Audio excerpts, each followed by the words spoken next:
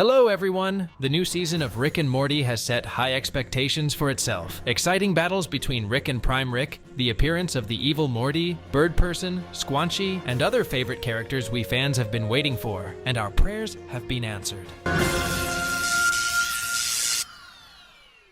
In the first episode, our old friends come together for a drink and show us that Rick is still on the hunt for his worst enemy. But here, not everything is as simple as it seems at first glance. This episode makes it clear that the writers have decided to poke fun at their fans. There is a very thick banter on the viewers in this episode. What kind of banter? Let's find out. The creators of Rick and Morty decided to start the new season with a sharp jump in the plot, as if we accidentally missed the 7th and 8th seasons. And now it seems that we are already watching the 9th season. But let's go over everything in order. The main character, Mr. Poopybutthole, was fired from his job because of Rick in one of the past episodes. This didn't seem to upset Rick much. However, now Mr. Poopybutthole was in a terrible situation. He had divorced his wife, and she of course took his son with her. So Mr. Poopybutthole drinks alcohol for days on end. He spends most of his time at the house of his friend, Rick's grandfather, and Rick doesn't care about it. But the Smith family reacts to this presence not so indifferently, and ask Rick to help deal with this unwanted guest. Rick then decides to stage an intervention to help Mr. Poopybutthole process his grief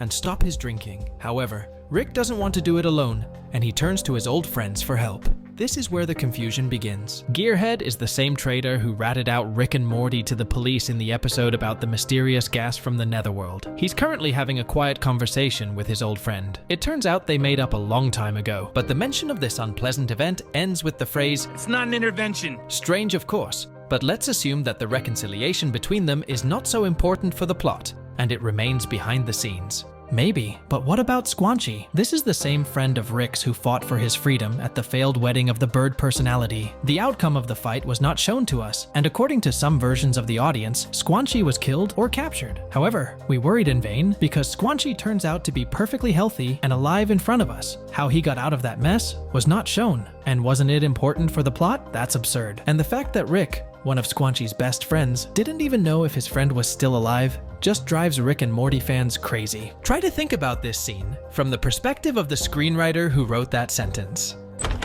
Rick, you son of a squanch! Squanch! Told you he wasn't dead. But okay, let's say that we take the situation Squanchy, we're gonna take it as really unimportant. And let's assume that the creators aren't laughing at us and everything's fine. Squanchy's really strong, and it's understandable that it ended well. But everything becomes clear when Rick meets Bird Person, the cyborg who rose from the dead. In a separate episode, we saw his story, which became one of the main storylines. At the end of this story, Bird Person flies off to find and free his daughter, who is in a space prison. It would seem that he and Rick will only cross paths in the future, under special circumstances, and maybe they'll even meet in Bird Person's epic battle with the Federation for the right to take his daughter home. Maybe Rick will come to his best friend's aid in that battle, and afterward they can have a good time at some of the craziest bars in the galaxy. However, we see a scene where Bird Person is already living with his daughter, and at this time, Sanchez knows nothing about it. So after their last meeting, Rick randomly walks into Bird Person's house and is completely unaware of what's going on. Of course, showing us Bird Person saving his daughter turned out to be a less important endeavor than the Squanchy or Gearhead story. Frankly, I have a hard time believing it all, and it's clear that the creators of the animated series are screwing with us. Just imagine that the entire episode is not talking to us heroes of our favorite animated series, but it's the creators of the show. It's as if the scriptwriter of Across the Screen is trying to give us some kind of message. Fuck you! Anyway, after the old friends have had their failed attempt at intervention, they get drunk and wander through different dimensions, hit a club, meet Hugh Jackman. They do drugs, make a failed attempt to get their wife back, and go out for tacos. And then, to soothing music, they literally disappear. And this is where it becomes clear that this series is a breaking of the four walls, because the central character in this story is the fully realized Mr. Poopybutthole, who speaks directly to the audience, which explains the sudden appearance of the beloved characters and the sudden jump in the storyline of the characters. Mr. Poopybutthole, who loves the audience, decided to give what they have wanted for so long. You can see with the naked eye how the characters communicate not with each other, but with the viewer. The most obvious is when Mr. Poopybutthole refers us back to a past episode. If you didn't see season 4, episode 3, let's go! Oh, fuck! Or Bird Person with his Rick, it was canonical to see you. And by the way, about the canonical meeting, I don't think I'm the only one who's been watching this episode and feels like it's not real, and it's not happening to our characters. It's like they're all from another universe. All these misunderstandings about the fate of the characters, the meeting of old friends, it could not happen so easily in our usual reality. Hugh Jackman's in a club hanging out with bees. It does not seem that this institution is on the planet Earth. However, according to our heroes, they are on Rick's home planet and everything is fine. It's all very suspicious. I know there are thousands of theories on YouTube about how certain episodes of the animated series are happening to someone other than our Rick. I've never been a fan of such speculation, but now it's more relevant than ever.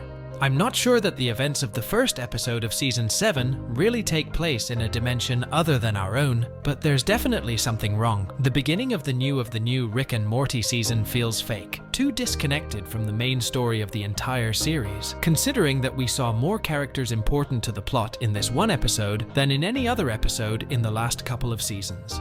The creators wanted to show us a canonical meeting, canonical characters, but purposely made it as uncomplicated as possible, without any intrigue and straight in the head. Old characters to reappear? You got it. You wanted a reconciliation of the legendary gang? You got it.